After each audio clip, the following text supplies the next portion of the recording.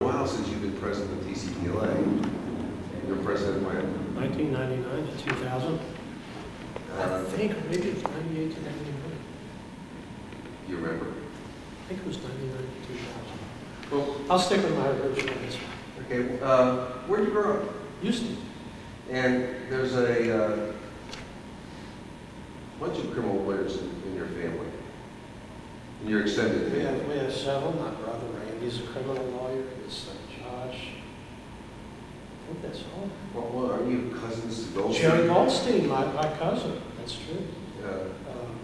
Jerry was, in a lot of ways, was sort of my mentor early in my practice. Okay, we'll come And back. now later again, he's still there. We'll come back. Where'd you go to law school? Went to law school at the University of Houston. And undergraduate school? Undergrad at UT. Is there anything about the way you grew up that made you want to think about being a criminal lawyer, or what led you into criminal law? Our mothers would always persecute us and prosecute us, and so we all grew up wanting to defend each other. That's not totally true. But you were the youngest. Yes, that's true. Well, I was always in sort of minor trouble as a kid, so it sort of takes one to know one sort of thing, and I just thought that was sort of a natural progression. When you first, you and I have known each other for nearly 30 years now. When you first met, you were a private investigator working for Charlie Ford. No, or with Charlie Ford. Or worked with Charlie Ford. When you and I first met, actually, it was Leroy Brown case. You had just left the prison system, where I think you were representing inmates, and I was working with Craig Washington and Bill Haber. I was an investigator on the Leroy Brown case, and I contacted you because we were trying to find inmates that could tell us about the reputation for violence of the two dead witnesses and dead complainants. Major Pack, was it? It was Warden Pack and Major Moore. Well, it was Major when I knew. Well, they're both dead. Yeah. But whoever they were, we That's were a long trying to time. find people to say bad things, and so we called you. You had a partner in your investigation with you, Had a partner named Leonard Meyer. who's also a lawyer today. Right. Did you work with Charlie Ford at some point? No, after I became a lawyer, Charlie started doing investigation work. Okay, I knew there was a short time. I was an investigator with Grace Haynes, and at that time, Charlie was the lieutenant of the police department. That was 77, 78. Well, sometimes 75 to 80. I don't remember the exact year, but Charlie got indicted for taking bribes, and Haynes represented Haynes and Ray Bass. And so I was a private investigator that worked on that case. And you worked on Colin Davis's case as an investigator. Davis, I worked on John Hill, the blood money case, as a civil case. All right. And Ash Robinson was being sued for wrongful death by Connie Moore, who was John Hill's ex-wife. what was it like working for Haynes back in the 70s? Oh, back then it was fun. I don't know what it's like today. Well, no, back then, tell us about working for Haynes in the 70s. Well, interestingly, what happened is back in the early 70s, I was a drama major at the University of Texas. And I was in the theatrical section of the drama department. And Haynes was in Austin trying a case, a guy named Carrillo, who's a state senator from South Texas. Well, there were three, the Carrillo brothers. Right. Miro, OP, and another, I think they're all dead too. Of course, by the time anybody sees this tape, I'll probably be dead. Nevertheless, they were all three indicted for various offenses out of Duval County. And Haynes was in Austin. Which has a real place in Texas history. Well, yeah, I mean, that's Duval County. It was because of Duval County politics that Lyndon Johnson was first elected to public office. When I think, if I remember right, there were maybe 2 or 3 times the number of votes than there were voters in the county. And some dead people. A few dead people, but I think it was called Box 47, 147, whatever precinct it was. Right. They came forward with the votes after it looked like Johnson had lost, and then they realized, oops, there's this whole box in Duval County we haven't even counted yet. And that's how LBJ first got elected. At either rate, I was living in Austin, and Haynes was in town trying this case. And my brother, Randy, had just started working for Haynes maybe a year or two before. And that's back when Randy and I used to speak to each other. And so Randy called and said, hey, I'm in town. Why don't you come by and have lunch with Haynes and I? So I said, okay. So I went over to the courthouse. I'd never actually been in a courtroom before, except when I was in trouble for speeding and stuff like that. So I go over there and I get there about an hour early. I figure, well, I'll go watch the trial. And I watched Haynes cross-examining his witness. There's a Texas Ranger. And he was just thrashing his witness around the courtroom. It was very dramatic. And it was very effective. And jurors were sitting on the edge of their seats watching. And, Haynes was destroying his witness. And it was fascinating to watch it happen. So we went to lunch, and I went back in the afternoon. I watched all afternoon. Skipped school the next day and went and watched, really for the next 3 or 4 days. And every day I'd have lunch with Haynes. And I'd never met him before, but I'd sit around talking to him. After about 3 or 4 days, he's like, well, why do you want to be an actor? And I said, maybe I just like to pretend to be other people. I don't know. I just enjoy it. Something fascinating about it. And so he comes back with, well, you're going to end up being the coolest unemployed waiter in New York, trying to get on Broadway, and you're probably not going to make a living. And instead of doing that, why don't you come work for me for a summer? Maybe you'll like it. So the next week I talked to him about it, and I asked him, are you serious? And he goes, absolutely, I'm serious. You need to come work for me. You love it. I think you probably want to be a lawyer. You have so much fun. And that was in April. 75? April 75. So I tell him, okay, well, fine. I get out of school on May 25th. I'll come in on the 26th. And he says, fine, I'll have a place for you. And I show up on the 26th, and nobody there knows anything about it. They go, Mr. Haynes didn't mention anything about a job. So his secretary calls him on the phone and says, did you tell Kent Schaffer that you would hire him? And he's like, yeah, I probably did. Just give him a job. So she said, well, he really doesn't have any openings right now, but the investigator may need help. And he had an in-house investigator at the time, a guy named Ken Bigham. And so Bigham comes up front and he says, I'll use you. So he gets me back there, and they have a book called Criminal Investigation by F. Lee Bailey, who I ended up having a drink with last night, ironically, after 30 years. Last night? Yeah. He was He's in here San now? Antonio. And so I read the book. For the first day or two, I sit there reading this book about how to investigate. And I would go out with Bigham and, interview witnesses with him and just follow him around and run errands for him and things like that. And I did that pretty much the whole summer. I came back the next summer and did it again, except this time, halfway through the summer, Bigham left. I don't know where he went. He got fired or quit or something. And so I was the only one there doing any type of investigative work. And so I continued to do it. And then in my next year, I went back to UT, but then I started missing, usually every Friday, sometimes every Monday, so that way I could come back to Houston and work. And I ended up getting a private investigator's license that year. And the third summer that I was in school, that's why I decided I didn't want to be in, actually my second year, I switched majors, decided to become a lawyer. And, I started looking at a lot of lawyers that I'd see in the courthouse and realizing that I loved investigating, I loved finding out things about people that they didn't want you to find out. Our mother was a big gossip, so, we kind of grew up, delving into other people's lives. I thought it was kind of fun. But then I started looking at a lot of the lawyers at the courthouse, and I realized that most of these people aren't really committed to it, and they're not really great at it.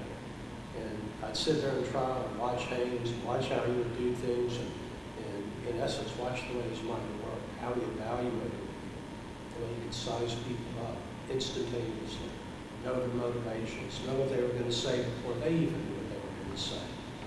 And I just thought it was fascinating, and that was something to strive for. So that summer was the summer of Colin Davis. And Was that the trial in Houston, or the first trial? no, I mean, it originally was in Fort Worth. Right.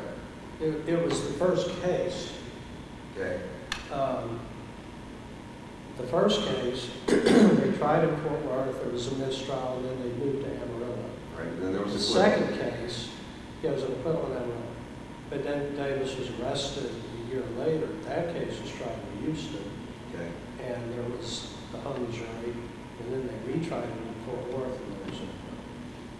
But during the first Colin Davis case, Haynes brought me in and told me that I was going to be working directly for Davis. In other words, getting paid directly by Davis. Haynes was paying me $3.75 an hour, which he thought was outrageous that he should have to pay that much money. And Colin Davis was going to pay me $15 an hour, which is more money than I've ever seen. You know? And so I spent I guess it was 77, spent most of the time in Fort Worth. And even when I went back to school at UT, I would spend 2, 3, 4 days a week in Fort Worth, in Waco and other places, working on that investigation. Is that where you got your ability or the interest in cross-examining, delving the background of informants and snitches and learning and developing that whole way you attack them from that your investigative background? I think so, and I think it was because Haynes was very demanding. I mean, he was notorious for never being prepared, but the truth is he was extremely prepared. The joke used to be that he used to learn his client's first and last name as he walked in the courthouse door. Well, there might be another truth. It's a quick study. He's the type that could pick up 2 inches of documents, scan through them in 30 minutes, and know everything that's in those documents. You know, I've never seen it. But it's not just knowing what's in the documents, it's knowing human motivation, knowing how people think, how they act, why they do what they do. And that's what a good cross-examiner has to be able to do. They always say you're not supposed to ask a question unless you know the answer. Well, you have to know the person. You have to know how they process their thoughts, why they act the way they do. And if you understand that about people, which to me is fascinating, it makes you a much better cross-examiner. I mean, I see people all the time that just do horrible cross-examinations, and you ask them, well, why are you pursuing this line? And they go, I want to see what I can get out of the person. And, you know, it's like, I learned from Haynes that you have to outthink the person. You've got to know what they're going to say before you can lead them into where you want them to go. And you have to know the best way to approach them. You can't treat everybody the same. You have to be individualized in your approach and your concept. And I learned all that from him, just watching. How many trials did you watch with Haynes? Maybe 15. You worked for him for 4 or 5 years? Well, 6 years, 75 to 81. And you graduated from law school in 81? I went to start law school in 78. Yeah. And back then we didn't have mandatory attendance. And so I think for a while, other law students called it the Schaffer rule, because in 81, they started requiring students to attend, I think it was 85 to 90% of their classes. Because I would miss so many classes. I had one course, public utilities law, that I never bought the book. I went to maybe 2 or 3 classes, and I didn't go back. First, because I didn't understand what it was about. But secondly, Haynes had me in Fort Worth all the time. And so I kept telling him, I'm going to miss class the whole week if I have to stay up there. He goes, you don't need to know about public utilities anyway. I go, yeah, but I have to pass the course. And he said, well, just study and pass. It was the highest grade law school, I had 97. And, I bought an outline. I read the outline from cover to cover 2 or 3 times. It was the highest grade I ever had. But the next year, after I graduated, the students started going to class. Just because of you? Well, for the friends that I had a year behind me, were sort of resentful. They said, well, thanks to you, that we have a Schaffer rule, and we have to actually get to school. And you and Leonard were working together all this time? Leonard and I started working together in '79, so we were together for about 2 years. What happened is I ended up getting my own PI license, and as Haynes started making more and more money and started working less and less, he had just bought his big yacht or sailboat and was sailing all the time. So I started working for other lawyers. And that's how in 1980 I saw my long-lost cousin, Jerry Goldstein. And I knew him as a kid, but then for years I didn't see him. And he had got hired on the Brylab case in Houston, where Billy Clayton, who was then Speaker of the House of Representatives. Ron Woods was prosecuting. Yeah, well, Tony Canales and Wendell Odom were the prosecutors, and Ron Wood. And then Craig Washington, and Charlie Burton, Jerry Goldstein, and Ed Millett were the defense lawyers. And so Goldstein hired me to represent, or to work on the investigation with him. And that's where I met Craig Washington. Craig would never go to lunch. The rest of the lawyers would go down to the coffee shop, and Joe would eat peanuts and drink Diet Cokes, and Edward would eat too much or something. And, they'd all be doing different things in the lunchroom. Craig would always stay upstairs in the little office that they had across from the courtroom. And he would sit there and prepare for whatever was coming up that afternoon. And so I'd sit in there and talk to him, and that's how we became friends. We started hanging out together, and ended up trying many, many, many cases together over the next couple decades. How many cases did you try with Ray? Probably six or seven. And well, let's see, we tried Johnny Binder together, a case Right. that you know all about. We had a woman who put a contract down on a person foreman. We tried 2 Leroy Brown cases together when I was a lawyer, and then I worked on one of them with him because there were 3 trials. right. And the first one was a lawyer, the second trial.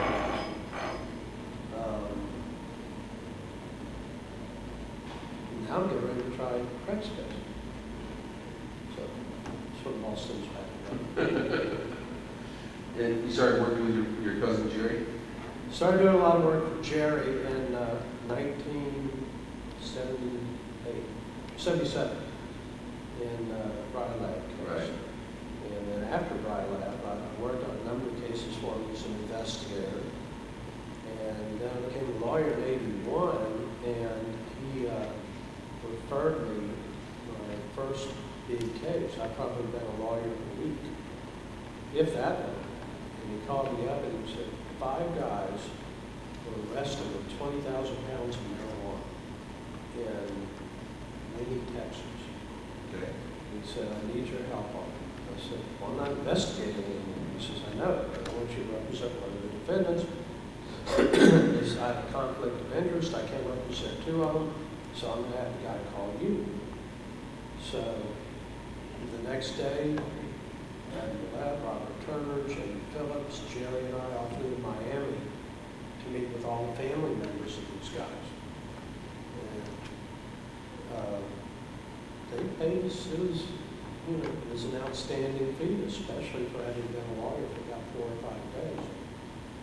And Which vote was it? it wasn't a vote, it was marijuana that was on the farmhouse. Larry Okay. Gisk was the judge.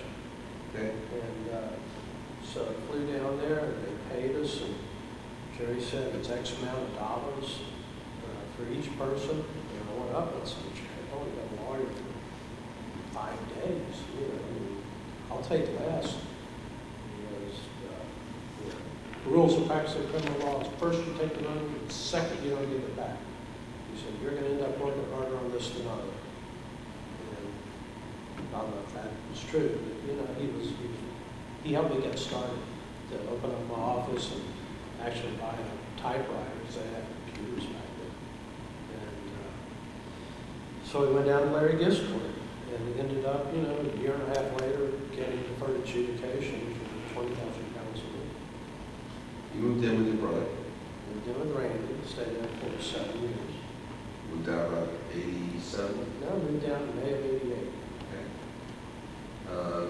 During your early years, you developed a reputation of doing a lot of drug cases, and you developed a reputation as being one of the fiercest cross-examiners in Houston. Probably well-deserved reputation. How do you get that reputation?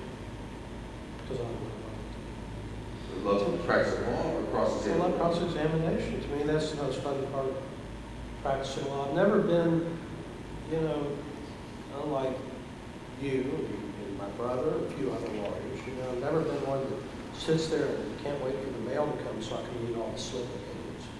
You know, I don't, I never, you know, was one of the lawyers who could sit around and quote dissenting opinions from a judge 42 years ago in some obscure case in North Dakota.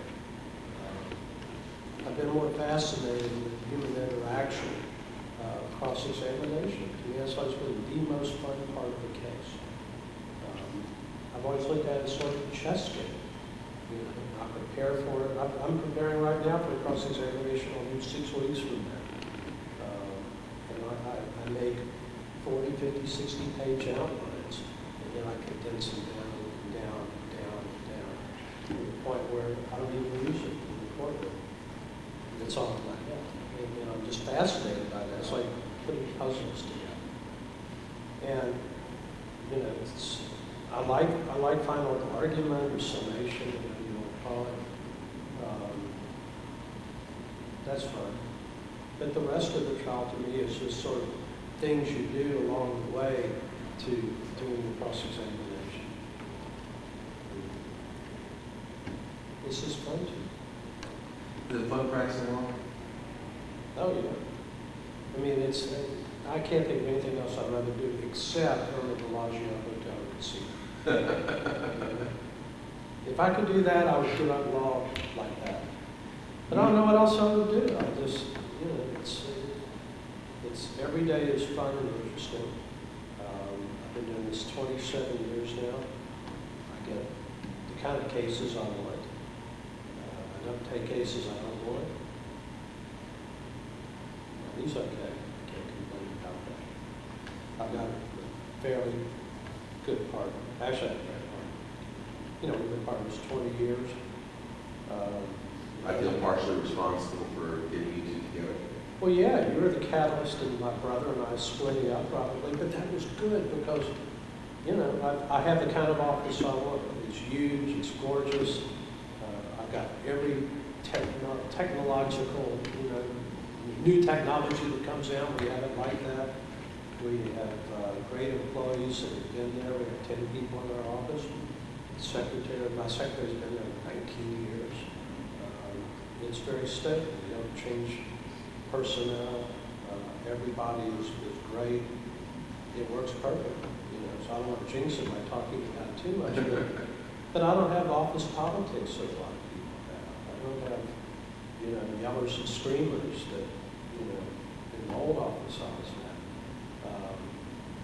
You know, we attract the kinds of cases we want. I'm doing a lot of white-collar cases right now. That's a big change for me because back in the 80s, when we first started, you had the big drug dealers, Johnny Binder, the Johnny Hickman, big drug cases. Well, I had, you know, the black crack house gangs that were operating, lots of Colombian cartels. I used to take trips to Colombia all the time to meet with clients and families.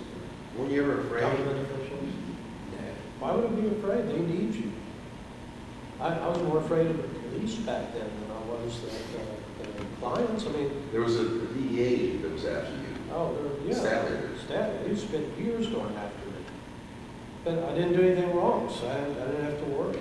You know, I wasn't driving around with drugs in my car. I wasn't taking, you know, unreported cash. I mean, they looked at all this stuff. I never did anything. It was very frustrating for me. They would tell me, I know you're doing something. I said, good, find it. You know, follow me around, listen to my calls. Kind of boring. But, you know, after a while, they quit filing those cases in Houston. And so the drug business kind of dried up, except I was always on more of the supply side than the demand side. And so even today, I don't get, you know, 1 gram, 2 gram 1 kilo cases. I'd take them, but they just don't come in. But all the big importation cases, you used to do those, 50,000 pounds of weed, 100,000 pounds of weed, 10,000 pounds of cocaine. Those cases are gone. I don't know where they are, but they're not in Houston. And then I started doing a lot of bandito cases. You were the general counsel of the Banditos for years. Yeah, and there was sort of, it was funny, there was a police report. I saw this T-shirt I would wear sometimes. There was a police report, it was an FBI report, and in there, it described the meeting of the high-level bandito officers at a funeral. And it said that meeting with, this group of banditos was criminal lawyer Kent Schaffer. And then in parentheses it said, a known associate of the bandito motorcycle gang. And about 2 weeks later, we were in trial, about 2 weeks after the case was over, this bandito showed up in the office. He said, we all pitched in to get you a little present. And I go, really? And I opened it up. It's a T-shirt that says known associate. But I represented probably conservatively 50 banditos, represented a lot of the presidents, vice presidents, all the national officers in Seattle, Austin, San Antonio, Dallas, Houston, Galveston, Louisiana, Mexico, all over. But now, most of the banditos that I grew up with, that were banditos when I started practicing doing a lot of those cases, they're all grandparents now. They're in wheelchairs and not motorcycles. They're not, they can't party like they used to. They don't pull people's teeth out with pliers. They're, in other words, they're not your father's banditos. They're high tech. Some of them don't even have motorcycles. It's more of a social club than what the police thought it to be at one time. So there aren't that many bandito cases. So then I started doing, for a while, did a lot of homicide cases. But then, you tried one with me. We had, in fact, you and I had a bandito murder trial. Represented a guy named Trash. I think it was 16-minute not guilty verdict. Well, I knew that we had not guilty when one of the jurors said, is your daddy Dr. Randy? And you said he was. And the juror said, well, he's been my doctor. He was my doctor my whole life. He was my kid's doctor. And then you asked, did anyone else know my father, Randolph Schaffer? And there were other jurors that recognized you as your father's son. How did that make you feel when jurors start talking about your dad like that? I mean, a lot of pride. It's funny, they still did. Last case I tried, a juror raised her hand, and she said, well, I don't know if I know Mr. Schaffer or not. I knew his daddy real well, and he was my pediatrician, and I'm 62 years old. I mean, he's a pediatrician for 50-something years in Houston. And so, it's nice to be known as his great dad. That was a kind of I remember smiling at the juror, and that juror got on the jury. One of those jurors got on the jury that knew your dad. Well, when they would do that, and some juror would raise their hand and go, your father was my pediatrician, and I'd always go, oh, so my dad seemed to make it, huh? Then after a while, the jurors quit laughing, so I could say. No, but that was always good. And I did a lot of murder cases for a while. And those are fun. Those are, in a lot of ways, are my favorite cases. But, as you all know, there's only so many murder cases that come up during the course of the year that can pay the fees. And in our profession, the more cases you do, the better you do them, the more cases you get in, the more your overhead goes up. Because you need secretaries and office space and technology, associates and clerks and messengers and runners, and pretty soon you're having to generate a pretty healthy 5-figure number per month just to keep your doors open. So we don't get that many murder cases. I usually have about one, at any given time. But I started getting more referrals for white collar cases, and it just seems like there's no shortage of white collar business. it's not as fun and interesting as traditional criminal cases, and usually you're spending, 2 or 3 weeks cross-examining an accountant about how he computed a number. How interesting is that? But it's still criminal. Same basic concepts apply. There's not as much risk because it's rare that you see high sentences for white-collar crimes. When you're doing murder cases or drug cases, you have clients looking at the death penalty, life in prison, 40, 50 years, all the time. In white-collar cases, that's not necessarily the same. So the stakes are a little different. It's still important. Any criminal sentence is important to the client. And it's a different sort of practice than representing people in traditional criminal cases. You worked with Dole. We talked about Dolson. We talked about Haynes. What other great lawyers have you worked with? Stan Schneider. Besides, I tried murder case with Stan Schneider. It was wonderful. It was, in fact, I remember you did that case for free, just because you thought it would be fun. well, I thought it'd be fun to try a case with you. I wanted to try a case with you. Thank God we wouldn't. We wouldn't be talking about that case right now. Craig Washington. I've always had great experiences with Craig. We've had interesting cases. Craig's very passionate, extremely passionate criminal lawyer. I've tried cases up in Dallas with Richard Anderson, Bob Hinton, Tim Evans, Bill Wishkamper, Barry Sorrell. So like half the Dallas bar. A lot of great lawyers that I got to work with there. San Antonio, George Sharman, worked with him. Van Hill, one of my favorite lawyers here. I guess pretty much all over the state. But I've also been fortunate for some reason. I think I started doing this because I was married back in the 80s and I had a really shitty marriage. So I started looking for something to do. And unlike most lawyers that go play golf or find a girlfriend, I just figured, well, I'll just take cases out of town. That's a good excuse to travel. And so the first case I took out of town ended up being a trial in Los Angeles. And that was Johnny Hooper. Right. Johnny. Ended up spending 3 months in Los Angeles in a jury trial. We won, charged with money laundering and cocaine in federal court. And so I'd be gone for extended periods of time, trying cases in Los Angeles, New York, Miami. I spent a month in Providence, Rhode Island. A call came in and said, oh, we need a lawyer up in Wisconsin. I go, okay, I'll do that. Because it's a good way to get out of the house and make money and not do anything crazy. But after a while, it started to become a regular part of my business, where now probably 40% of my cases are outside of Houston. And so I went out, made a lot of money, came home, hired the most expensive divorce lawyer in town, and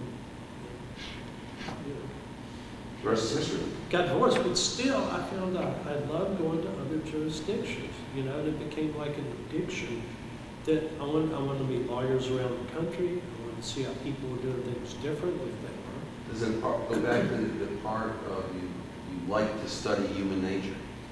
Well, that, and plus, being Jewish, we spent years going through the desert, so I think there's a little bit of that. What about a wandering Jew in all of us,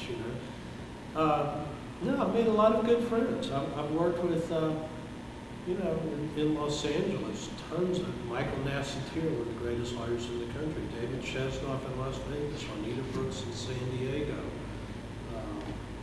Jim Jenkins in Atlanta, one of the smartest lawyers I've ever met. Bert Shostak in St. Louis, and in New York, tons of people. Jerry Shargell, Robert Fogle, that's Jerry Lefcourt. So you meet these people who are around the country. Some of them are a lot smarter than you are, and you learn from them. What they do in court, the way they prepare, the way they handle their clients, the way they handle the opponents. But if you watch people closely, you pick up the good things, you discard the bad things. I think it makes you not only a much better lawyer in person, but also it's interesting. It keeps me very much interested in practicing law. You mean meeting people and learning new things from them? Yeah, if all I did was get up every day and go downtown and handle drunk driving cases, you know, I'd probably be a drunk or I'd kill myself or something. I don't know what I'd do. But to me, that's just not interesting. And I know for lawyers that some lawyers love that, and they're great at it, and thank God for it. But I like complex cases. I don't care how far away it is. I like working with new, interesting lawyers, and there's so many of them. I mean, you've met a lot of these people, you know, through NACDL or the National College, who are just as good as a lot of the lawyers we work with every day, if not better. And so it just creates whole new experiences for you all the time. And it's rare 2 days are ever the same. You've tried probably 150, 200 felonies. Most of your cases are complex cases. Well, you know, I generally have long trials. It's rare I've tried a 2-day case. In fact, I haven't tried a 2 or 3 day case in probably 15 years. Right. You've left one lawyer out.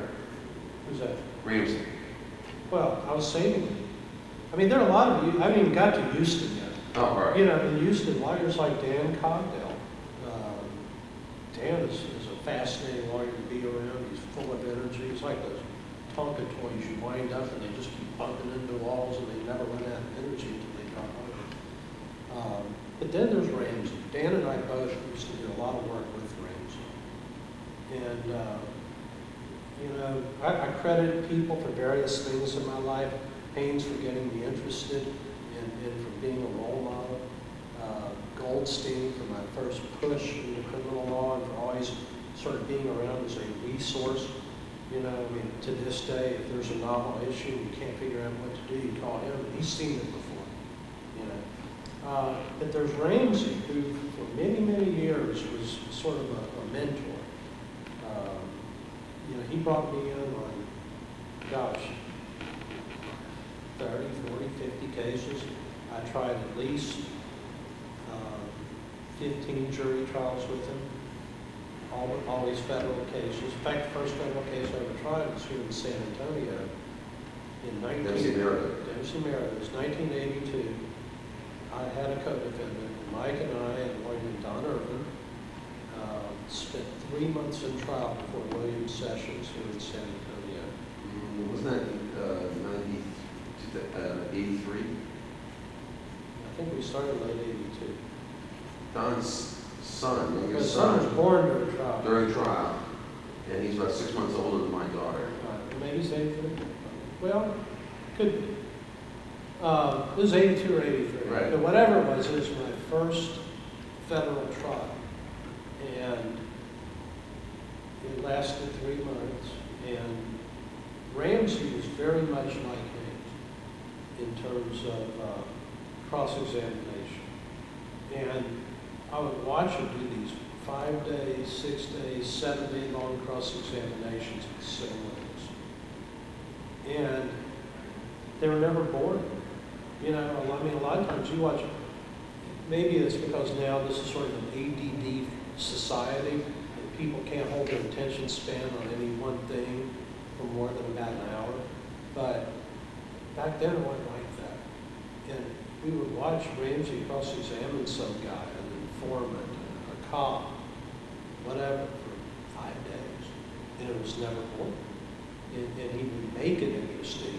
And you know, sort of, it ebbs and flows. And you'd see, you know, the cross-examination starting to wear down, getting tired because the witness is getting kind of punchy. And all of a sudden, Ramsey would come on with that energy in the daylight, just knocking the guy out to the point where, you know, the informants were thoroughly destroyed. Now, the tape recordings of Dempsey putting contracts on people.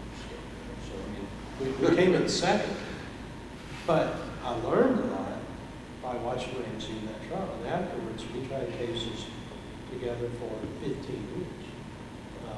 Sometimes back-to-back federal conspiracy trials where you finish on Wednesday, on Monday you start the next trial. And he really gave me a lot of day-to-day guidance. I think Haynes got pissed off that I didn't come work with him after law school. You know, so I called him up and go, hey, I got a question. He goes, ask Ramsey. You know, he was a little rough. Now, more lately, we got to try some cases together. But Ramsey kind of was that mentor that was always sort of there to answer questions, give me advice about things, tell me what to avoid, who to avoid, how to find out more information about people. Really, really good. You still close to Mike? Still close to him. We just tried a federal bench trial together. Maybe a month ago, 6 weeks ago. Well, that was on a stipulated facts, though. But we won. Stanley, not guilty is not guilty. The facts are, we won because we beat him the first time. Just not in the eyes of the jury, but in the eyes of the judge that granted the motion for a new trial.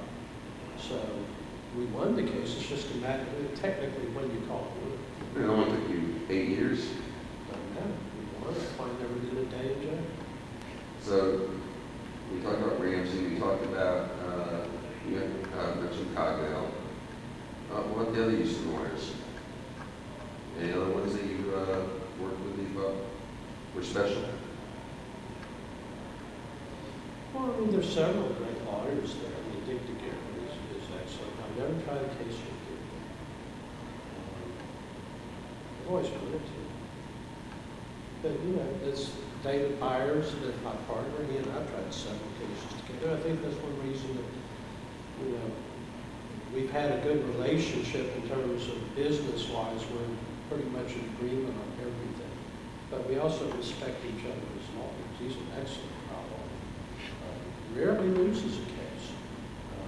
He has a very successful practice, a lot of, you know, very loyal clients. He's been a great trial lawyer.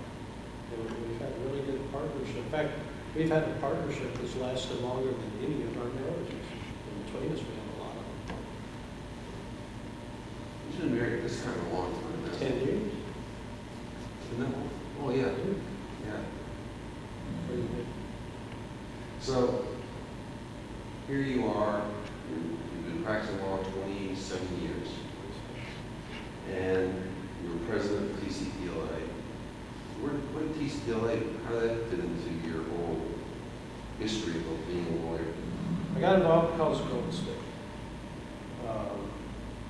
I think I don't even think he was president at the time I got involved, but he was very active. He would always encourage me to go to these meetings. One thing I've noticed is a lot of the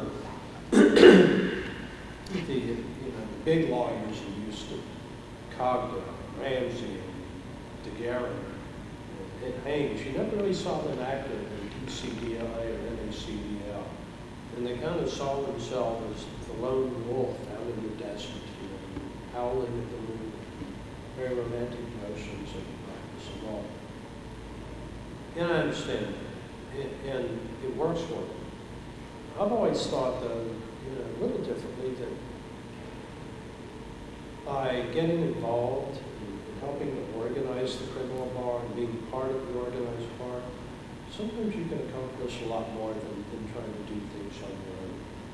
And at the time I got involved in TCBLA, it was, you know, they had less than half the members they have today. And we come to programs like the annual meeting, there'd be 100, 150 people there. Now there's over 800. So, you know, it's grown quite a bit. We had one lawyer who did a little part-time lobbying. Now we've got, you know, pretty effective, efficient lobbying organization. 3 lobbyists.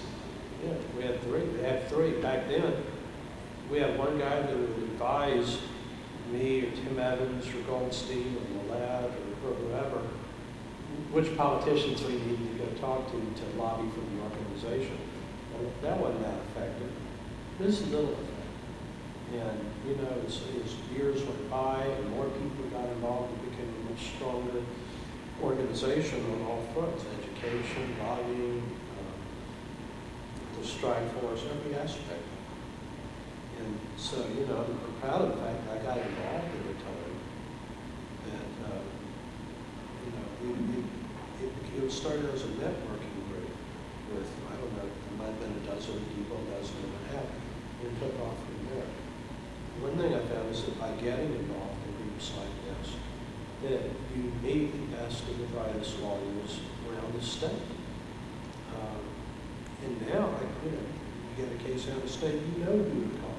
you know where to find out what the local politics are, what the important issues are, what the jurors are like in that community, who the best prosecutors are to deal with, what a particular judge is like, what the bond practices are. A number of things that if you try to do things on your own, you still might get there, but you got to do twice as much work to get there. I like knowing if I have a case in Lubbock, I can call Dan Hurley or Bill Wishkamp. And even if I can't afford to get one of them involved, I can find out what's going on in that community. Corpus, you can call Tony Canales anytime. In Dallas, you've got Bob Hinton, Mike Gibson, and a ton of lawyers. Fort Worth, Tim Evans knows everything going on in that community, and knows every judge and every prosecutor and can tell you what to expect and what to avoid. I just think that that's likewise, under the Easter egg calls at least once a month from 2 or 3 lawyers, what do you know this judge? What is he like? What is he like in trial? How is he in sentencing? What's the best way to approach this particular prosecutor? Can I trust him? Does he give open discovery? Does he hide things? So that's the value of this type of organization to me, is that it helps us to be better lawyers and to get a little bit of a head start in how to handle a case and effectively represent our client. How's the practice of law changed since you started?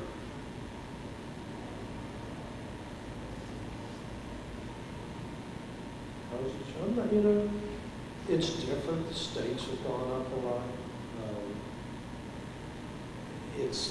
I think you have to be better and smarter than you were back then. Back then, we could depend more on oratorical skills.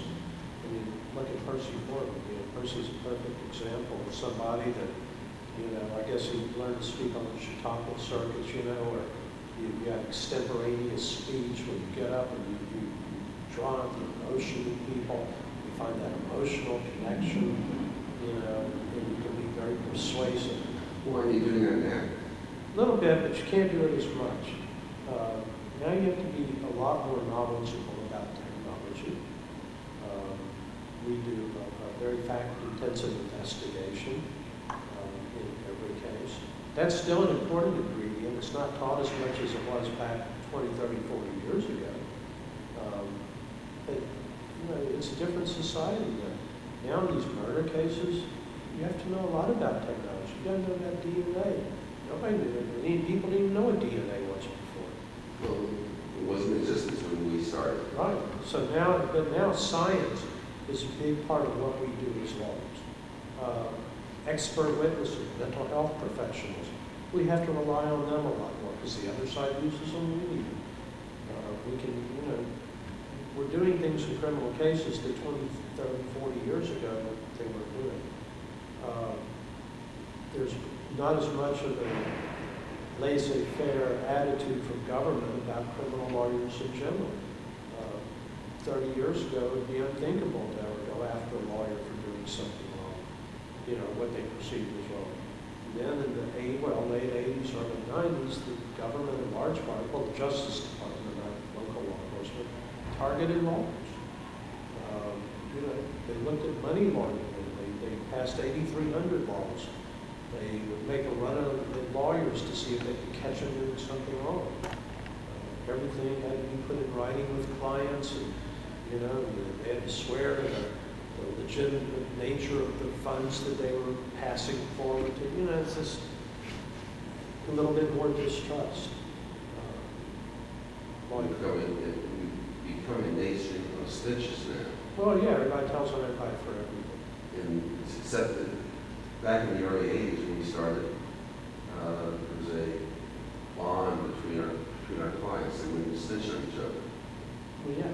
But now you have lawyers turning on clients turning on lawyers.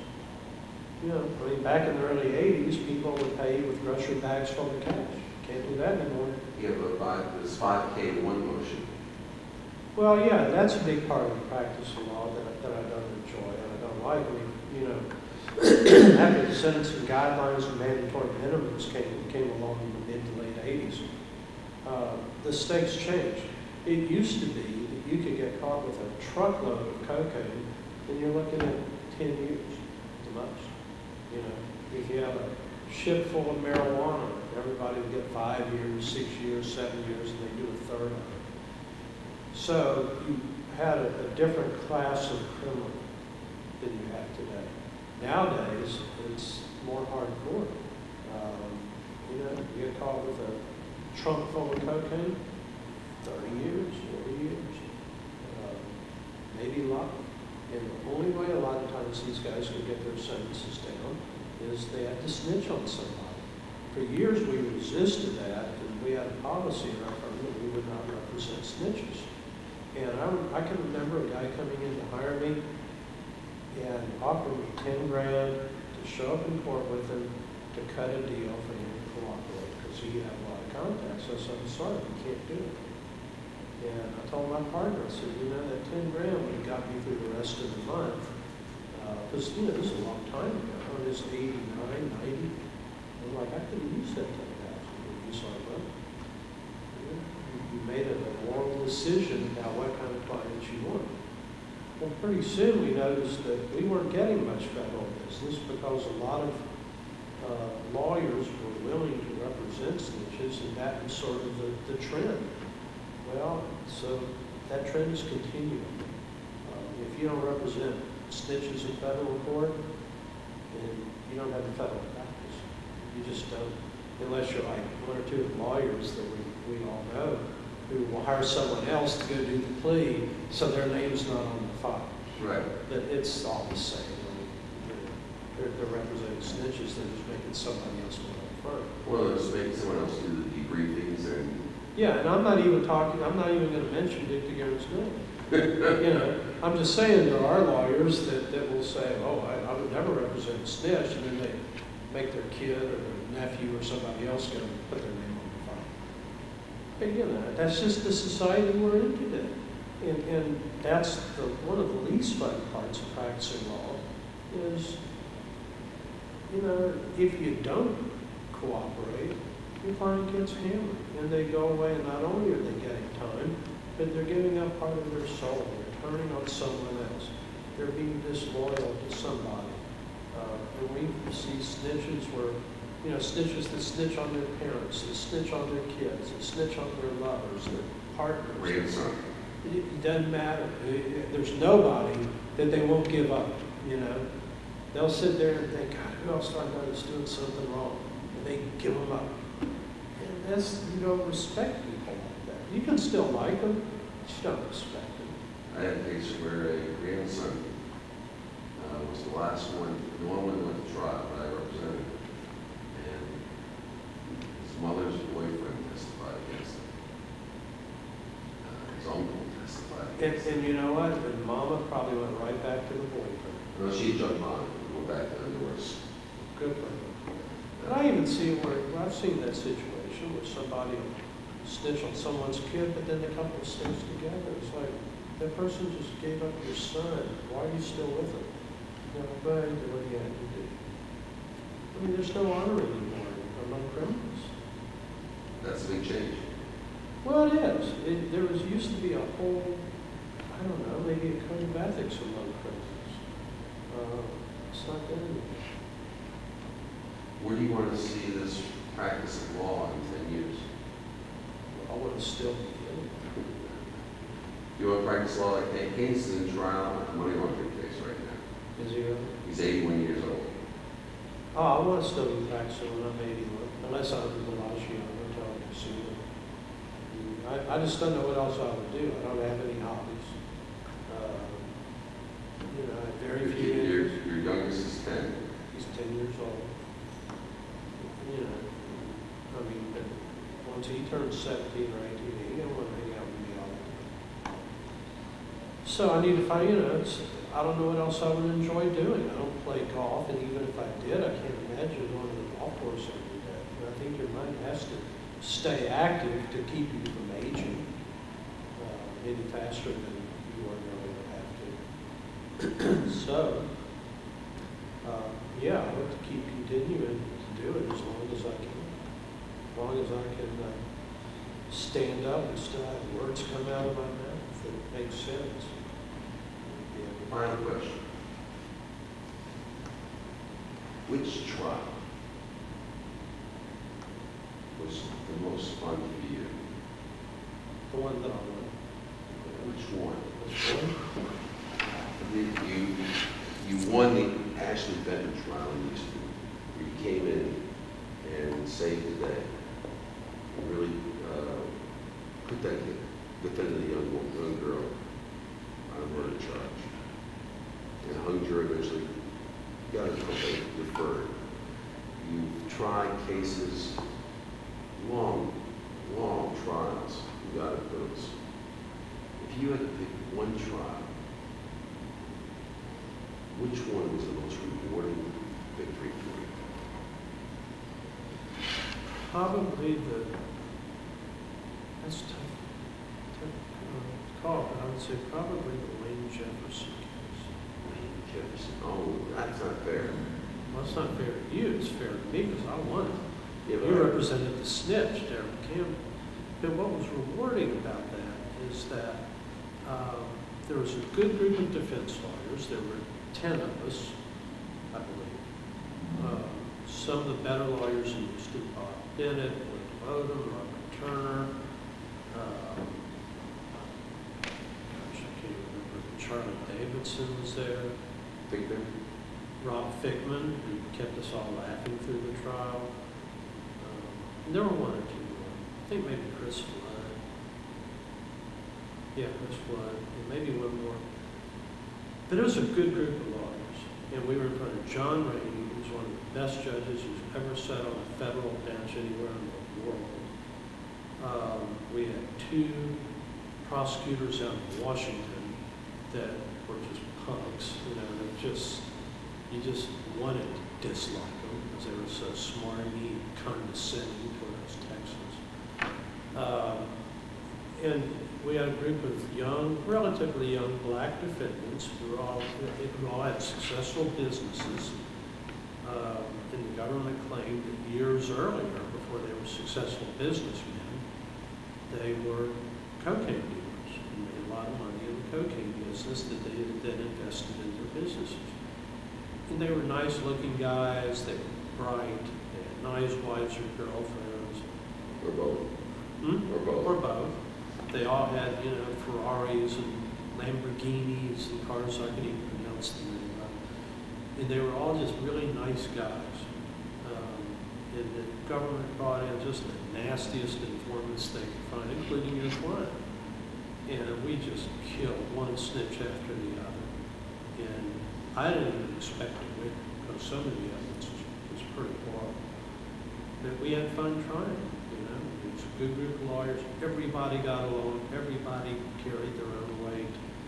And we got not guilty. Except for one. Well, one guy. But not one of the group. It was a Hispanic guy who was like there's some liar or something. But it was a good experience because I've tried so many multiple defendant cases with bad lawyers where there's no cooperation, where they get to trial, they have no idea what they're doing, and they not only hurt your client, but they hurt their own client. And so that's why it's kind of fun being with a group that all worked together, and it was very efficient, very effective. And that's almost as rewarding as the fees that we owe. Yeah, anything else you want to say or talk about?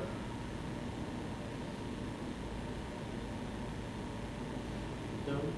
I'll answer whatever you want.